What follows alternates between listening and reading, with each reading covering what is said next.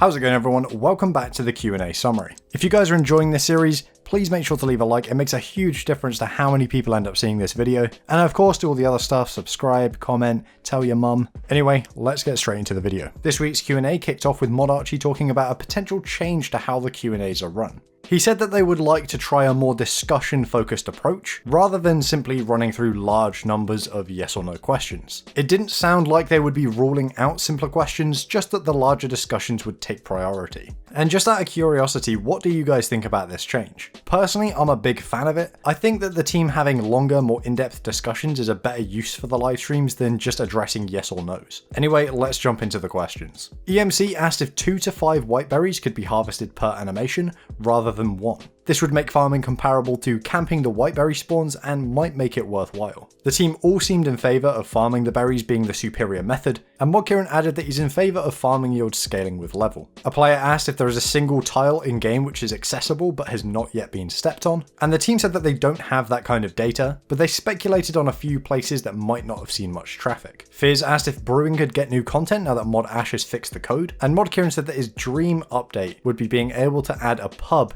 in your own player-owned house, alongside a brewing room to supply. He added that he would like to see new, high-level brews added. Tank asked if the value of max capes could be increased to the price max buys them for, as a lot of common PK items currently protect over them. Modwolf said sure, but there was some discussion regarding the different variants. ModKieran said that if, for example, the fire cape variant has the same protection value as a fire cape, it's for a good reason. Van asked if there were any plans to do something more with ornament kits. He suggested new ornament kits as a unique, untradeable reward for players who go above and beyond at certain PVM content. ModKieran said that he's a fan of status symbols, but he added that he doesn't really see why they couldn't just be new items. He didn't see the need for them being ornament kits. Piran asked if rune dragons could be added to the kill log list. Modwolf pointed out that just near the entrance there's a board where you can actually see your rune dragon kill count. But ModKieran added to this by asking the viewers if they'd be interested in every possible Slayer task being added to the Slayer log, and the chat seemed in favour. System asked why swapping between the quests, diaries and minigame tabs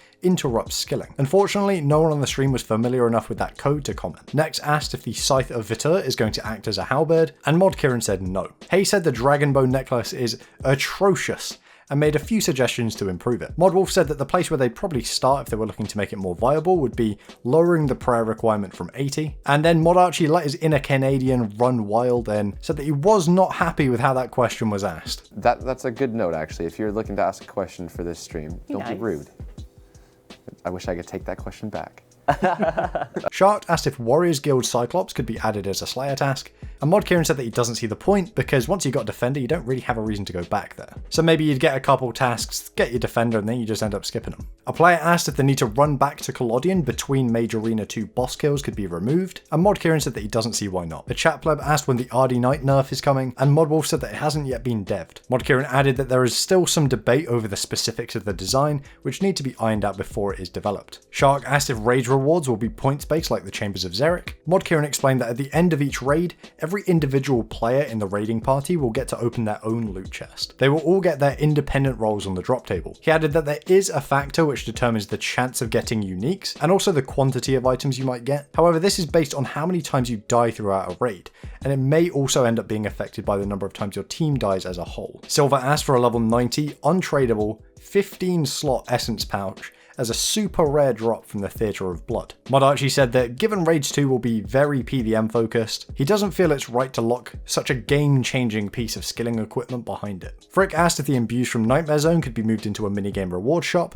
with the exception of the Black Mask and Slayer Helmet imbues, which could be moved to the Slayer Masters. With the exception of Modwolf, the team did seem in favour. They aren't really happy with imbues coming from Nightmare Zone, and said that being able to choose a minigame with which to unlock your imbues might be a nice change. And at this point, the stream moved over to Mod West for the sneak peek of the week. This week, he showed off the Justicar armour coming from Raids 2. He said that the armour is a toned down version of the armour worn by the Saradomin boss from Mage Arena 2. And maybe I'm off the mark here, but it kind of gives me Statia / Vesta vibes. Regardless, Thank you for the beautiful thumbnail image, ModWest. Knight asked if it would be possible to add press enter to chat and then let people use WASD for camera movement. ModKieran said that it might be possible as a toggle, but you'd have to check the chat code just to be sure. He added that he realizes this is a change 90% of players would not want to see, but some players might be used to using WASD and it might be useful for them. Rig asked if it would be possible to change a max hit to a different color hit splat. ModKieran said that it's not an easy change to make, although he did enjoy seeing max hits like this pre-EOC. From here, the team looked at some recent image suggestions. I'll be sure to leave links to all of the original posts in the description, just in case you guys want to go and take a longer look. Kiter redesigned the spellbook and wanted to see what the team thought. Modarchie thought that the right-click autocast might be controversial, with ModKieran adding that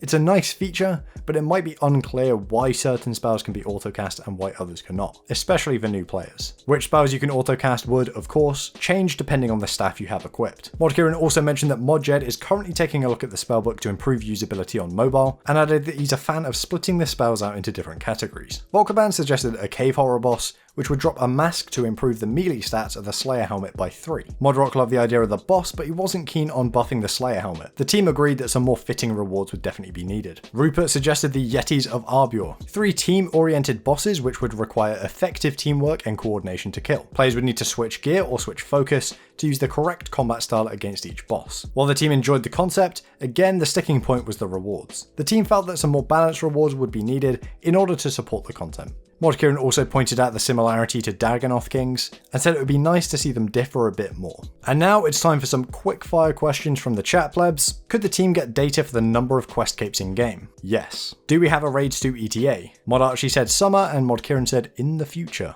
Can we have a separate chat for Iron Men? I mean, if you read the dev blog on the Sunday, April the 1st, you'll have noticed that we did reference the fact that Iron Man had no friends, and hence you got no one to message. Can we have an agility shortcut to skeletal wyverns? No. Can we give Penance Armour a set effect? Modwolf asked what people would like the effect to be. When is the Easter event being removed? Next week. Any possibility of Zenyte enchantment tablets? ModKieran said that he doesn't see the point, as you'll only ever enchant Zenyte a handful of times. When casting Geomancy, can hardwood trees be listed under trees instead of special? Modmaz said yes. Can we get gilded gloves to match the gilded set? Yes. And the final question of the week, can we get bonus Guthix tiers for wearing Guthix items? No. Anyway, that is all for this week, guys. Be sure to hit like, subscribe, all that BS that everyone always goes on about. And yeah, comment. Tell me what you think. I'll see you guys in the next one.